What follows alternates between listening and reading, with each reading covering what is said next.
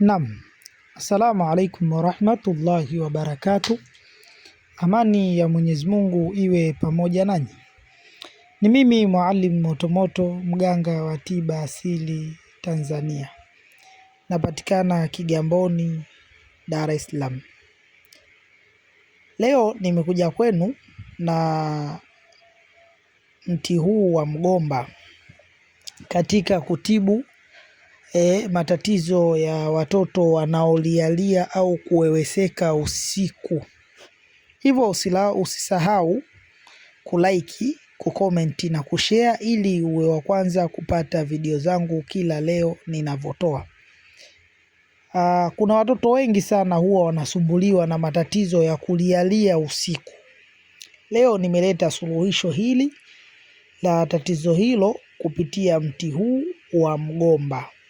Mti wa mdizi, nadhani ni mti maarufu sana na ni mti ambao unajulikana na watu wengi sana. Nini cha kufanya kama wewe una mtoto wako ambaye ni msumbufu, analialia sana, lakini pia labda ni mtundu sana? Hii pia inasaidia.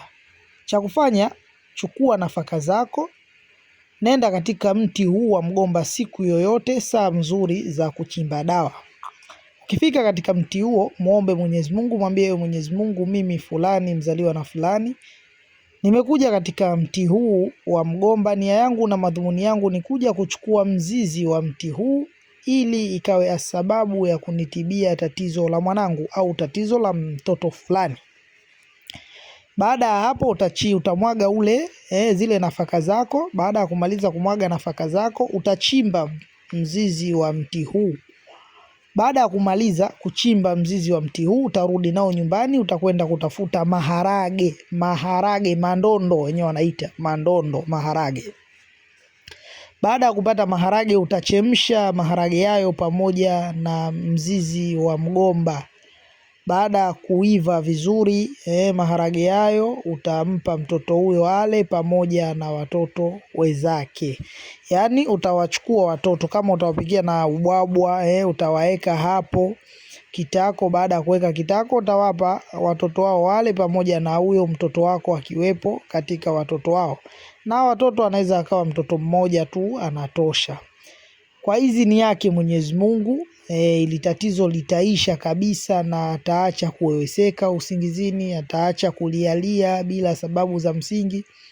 Na dawa hii ni mujarabu sana na imejaribiwa na imefanywa majaribio zaidi ya mara moja.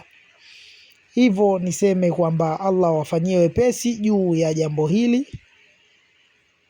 katika kutumia kwenu dawa hii, insha Allah, Allah wafanyie wepesi.